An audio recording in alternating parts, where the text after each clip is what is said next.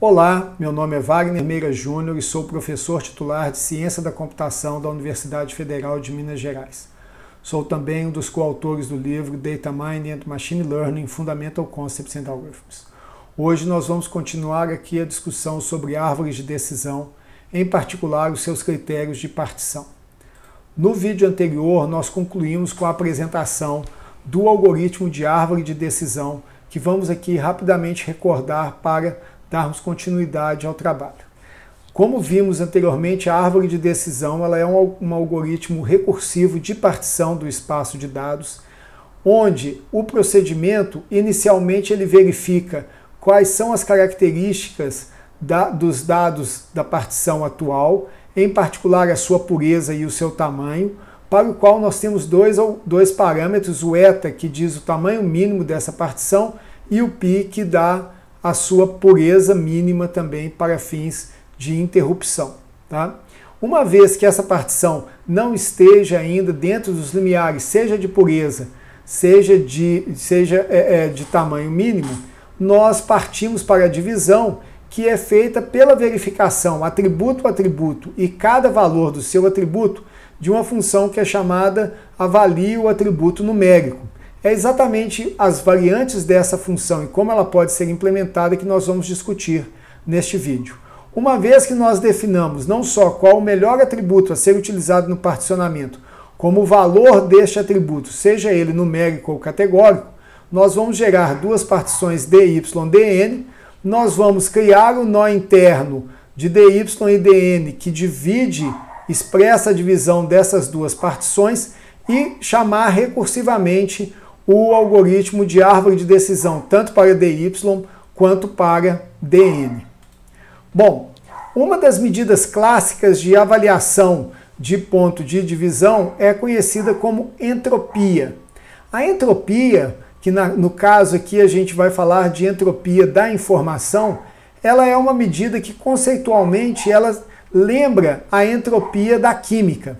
Ou seja, o que nós queremos aqui é avaliar o grau de incerteza associado aos dados.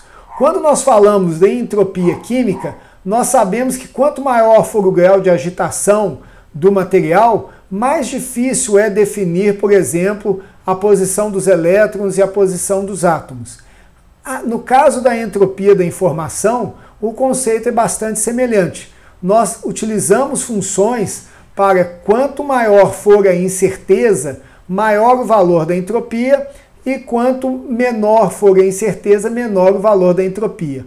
Nos casos onde há uma certeza, seja da ocorrência ou da não ocorrência de um evento, a função de entropia ela é nula. Tá? Um exemplo de função de entropia bastante popular é esse que é apresentado, que é a probabilidade do evento multiplicada pelo log da probabilidade do evento. O que acontece nesse caso? Se a probabilidade do evento for igual a 50%, ou seja, incerteza total, o valor dessa função é máximo. Se a probabilidade do evento é 100%, nesse caso, ou seja, nós temos o logaritmo de 1, então a entropia é zero. Se a probabilidade do evento é 0%, ou seja, ele não vai ocorrer, novamente o valor da entropia passa a ser zero. Então, nós olhamos aqui que, dado um conjunto de pontos D, nós podemos definir a entropia como o somatório das funções, a negativo do somatório das funções P log P, da probabilidade de cada uma das classes ocorrer na base D. Onde nós temos aqui K sendo o número de classe. Se uma região é pura, e agora a gente já traduz o conceito de entropia para o nosso aspecto aqui de partição, se uma região é pura, ou seja, ela tem pontos apenas da mesma classe, então a entropia é nula. Por outro lado, se todas as classes são misturadas, então a entropia tem um valor máximo que é igual ao log na base 2 do número de classes. Bom, na prática, quando nós queremos definir o ponto de quebra, como que nós trabalhamos? Nós temos que a entropia resultante de uma partição dos dados D em dy e dn, ela é a soma ponderada das entropias de cada uma das partições. onde n é o tamanho da partição original, dy, ny e nn são os tamanhos das partições resultantes. A partir do conceito de entropia original dos dados e da entropia dos dados particionados, nós trazemos um conceito muito importante que é o de ganho de informação. Então, o que é o ganho de informação? O ganho de informação de um ponto de quebra é exatamente a diferença entre a entropia da base toda menos a entropia da base particionada. Notem que, intuitivamente, se nós fizermos uma boa escolha deste ponto de quebra, ou seja, uma escolha que torne as partições mais puras do que os dados originais, nós teremos um ganho de informação. E quanto maior for esse ganho de informação, melhor, e exatamente por isso que nós vamos escolher aquele ponto que tem o ganho de informação máximo, para que nesse sentido vai promover a maior redução de entropia e partições mais puras. Nós temos também outras medidas que têm um comportamento parecido, como o índice de Gini e a medida de Cart. Vamos avaliá-los. O índice de Gini ele é definido como sendo 1 menos o somatório das probabilidades de cada uma das classes na base de dados. Se a partição é pura, então o índice de Gini é 0. Por quê? Porque essa probabilidade aqui ela vai ser 1 e vai zerar. No caso de uma partição, o índice de Gini ele é calculado da mesma maneira de uma soma ponderada, considerando o tamanho das partições resultantes. Ou seja, quanto menor for o índice de Gini, melhor é o ponto de quebra. Tá? Vamos considerar aqui que vejam que como a gente vai... quanto mais pura for a partição em relação a uma dada classe, maior vai ser o valor do quadrado aqui da probabilidade e menor tende a ser o índice de Gini, tá? Que é o ponto que nós queremos avaliar buscando classes mais puras. A medida Cart, que é uma medida original aí dos autores que propuseram a árvore de decisão, ela também tem uma lógica parecida, no sentido de que, considerando o produto esperado aqui a partir dos tamanhos das classes, você vai somar a diferença de classes, a soma dos desvios, do módulo dos desvios entre as classes para cada uma das partições. Ou seja, se a classe estiver igualmente dividida entre as duas partições, esse valor é baixo. Entretanto, se uma classe for majoritária em uma partição e minoritária em outra partição, o valor da medida Cart ele tende a crescer. Ou seja, quanto maior for a medida Cart, melhor é o ponto de quebra. Em todos os casos, vocês notem que, independente da medida que nós utilizamos, nós vamos verificar para todos os pontos da partição qual é o ponto que vai dar a melhor medida, seja o maior ganho de informação, seja o menor índice Gini, ou seja a maior medida Cart. Bom, vamos então verificar como que é feita essa avaliação para os atributos numéricos. A avaliação das medidas dos atributos numéricos depende da função de massa de probabilidade para D, nominalmente a probabilidade de CI dado D, e as funções resultantes para DI, DY e DN, aqui também indicadas. Nós temos que avaliar os pontos de quebra da ordem x, da forma x menor ou igual a v, e o que nós fazemos como uma medida prática é considerar os pontos médios entre dois valores sucessivos. Tá? Então isso é uma estratégia que ela, considerando que você vai verificar todos os valores médios entre valores sucessivos e também os valores extremos, você tende a diminuir a necessidade de olhar valores muito próximos desses pontos e que, de certa forma, eles não trariam um ganho muito grande, pelo menos a partir dos dados conhecidos. Tá? A partir dessa definição, então, nós podemos expandir utilizando o teorema de Bayes, que vai nos dar o quê? A probabilidade da classe, dado o ponto né, um ponto de corte e os valores de ocorrência menores ou iguais que um valor, vai se tornar igual a quê? A probabilidade de ocorrência desse valor dada a classe, que nada mais é que a função cumulativa, e a probabilidade a priori da classe. A ocorrência desses valores se traduz aqui em uma soma ponderada desses dois. Ou seja, nós temos que avaliar a probabilidade a priori e a verossimilhança para cada classe em cada partição. A probabilidade a priori de cada classe ela é calculada como nós já fizemos anteriormente, por exemplo, nos algoritmos probabilísticos. Ou seja, nós vamos verificar para os pontos que estão ali considerados quantos ocorrem são associados na classe I. Nós temos também o número de pontos que satisfazem ao predicado XJ menor ou igual a V com a classe I, que nós vamos chamar de NVI. Ou seja, nós temos que verificar para todos os pontos aqueles cujo valor de XJ seja menor ou igual a V e que pertençam à classe CI. A partir dessa estimativa, ela é conseguida com uma contagem relativamente simples, ou seja, se o valor dos pontos que satisfazem ao predicado é NVI sobre NI, o valor dos pontos, a probabilidade dos pontos que não satisfazem o predicado, basta subtrair NI dessa probabilidade.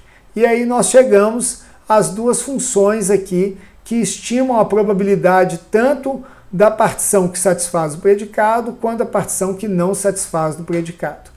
O custo total de avaliar um atributo numérico, ele é n log n, porque nós temos que ordenar o atributo, mais nk, onde k é o número de classe e n é o número de pontos. Ou seja, nós ordenamos todos os pontos de acordo com os vários atributos, e aí nós temos para cada ponto considerar as k classes dele e as n ocorrências dos pontos. Nesse momento a gente consegue já apresentar o algoritmo de avaliação do atributo numérico, que começa com a ordenação dos pontos, a definição dos midpoints, né? E aqui nós calculamos aqui para cada uma das classes o tamanho dela. Avaliamos então toda a contagem, seja dos midpoints, seja dos NVIs, é todo um processo de custo linear aqui que nós fazemos para fazer essa contagem, seja do número de classes, seja para cada um dos pontos, tá?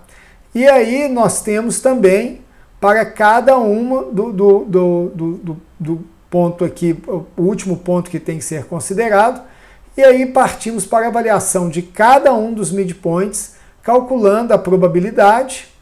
O ganho, nesse caso, o algoritmo ele é baseado em ganho de informação, calculamos o ganho aqui para dy e dn e escolhemos o maior score para os vários midpoints deste atributo para que nós possamos dar o retorno. Lembrando, uma vez que a gente escolha o melhor ponto de corte para o atributo, esse ponto de corte ele vai ser comparado com os melhores pontos de corte para os outros atributos.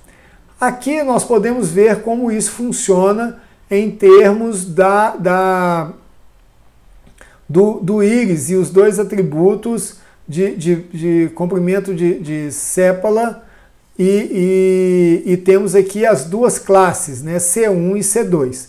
Nós podemos ver que claramente, né, tem um ponto aqui onde há uma diferença significativa de frequências entre eles e que depois, tendo em vista a classe C2 ser maior, ela até supera a classe C1 que estabiliza e que, por coincidência, é o ponto que nós vamos encontrar. Mas é importante a gente trazer aqui essa intuição de que o midpoint que nós procuramos, ele é onde a diferença de contagens para as duas classes, nesse caso, ela seja a maior possível. Bom, para encontrar o melhor ponto, nós calculamos aqui as probabilidades prévias das classes, calculamos a entropia da base de dados, que vai ser 0.918, calculamos as frequências para o ponto 5.45, nesse caso, que é de 45 para V1 para a classe 1 e 7 para a classe V2, e aí calculamos as probabilidades P-chapéu, que são 0.865 e 0.135. A partir disso, nós então vamos calcular a probabilidade também negativa da partição, onde no caso do C1 ela é muito menor do que no caso do C2, ou seja, em ambos os casos a probabilidade do C1 ela está mais forte para a partição positiva, a do C2 para a negativa, e aí nós vamos calcular as entropias para dy e dn como esperado, utilizando esses valores. A entropia, então, do ponto de quebra 5,45 é 0,388 e o ganho de informação 0,53. Tá?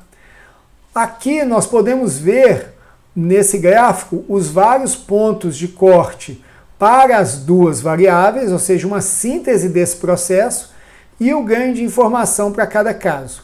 A gente percebe que o ponto aqui, 5,45, ele é aquele que dá o maior ganho de informação entre todos os pontos de quebra, tanto de x1 quanto de x2, por isso ele foi o primeiro a ser escolhido na construção da árvore de decisão. Bom, nós podemos usar um raciocínio parecido para atributos categóricos. No caso aqui, os pontos de quebra eles são da forma x pertencente a V, onde V é um subconjunto do domínio. Seja M o tamanho do domínio de x, nós temos 2 elevado a m-1 partições distintas, o que podem ser muitas. Uma simplificação é restringir o V a ser de tamanho 1, de forma que haja apenas m pontos de quebra, ou mesmo restringir o tamanho de V a um número de atributos aí a serem considerados mais limitados. Nós definimos então NVI como o número de pontos XJ que são iguais a V e que tem a classe CI, parecido como nós fizemos lá nos atributos numéricos, e aí nós já podemos calcular a função de massa de probabilidade para X, calculando a razão aqui NVI e NI. A partir disso é fácil nós entendermos como que a gente vai calcular a probabilidade de CI para a partição DY e para a partição DN, utilizando o valor de NVI ou também o fato dela não pertencer, não estar entre os atributos do V. Aqui nós temos a avaliação do atributo categórico, que a menos dessas diferenças que apontamos para o tratamento de atributos categóricos, é muito parecido em toda a sua lógica com os atributos numéricos, verificando para cada valor do domínio qual que é a função de probabilidade e avaliando o score para aquele valor do domínio que obtiver o maior ganho de informação, que é o retorno.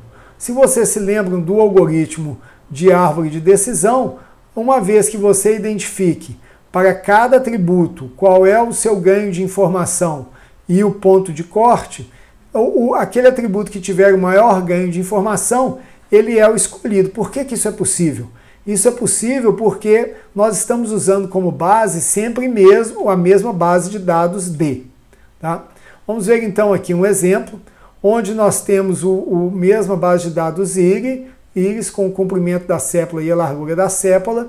A discretização do comprimento de sépala está aqui apresentada nas duas classes. Notem que alguns valores são nulos aqui, eles não ocorrem na classe. Calculamos então o ponto x1, que é A1 e A3, que no caso aqui nós estamos utilizando um conjunto. Calculamos qual é a probabilidade de dy e facilmente pelo complemento da classe C2. A entropia de dy é dada como 0,991. Calculamos da mesma forma para dn e a sua entropia é 0,673. Uma vez que a gente tem aqui a divisão utilizando os atributos A1 e A3, nós temos aqui a memória de cálculo da entropia de dy/dn, que vai ser 0,86. Notem que originalmente era 0,918, e aí nós temos um ganho de informação de 0,058. Tá? Nós fazemos isso para todos os casos. Aqui está a que a gente acabou de fazer. E quando nós olhamos, seja para instâncias de atributos isolados, ou mesmo os pares de instâncias de atributo, que pode ser uma estratégia de combinação que tem ganhos, mas sem a explosão combinatória, nós percebemos que a consideração do valor A1 é o suficiente para obter a menor entropia na quebra e o maior ganho de informação. Bom, com isso nós concluímos aqui o capítulo sobre árvores de decisão e podemos então partir para outras técnicas de classificação.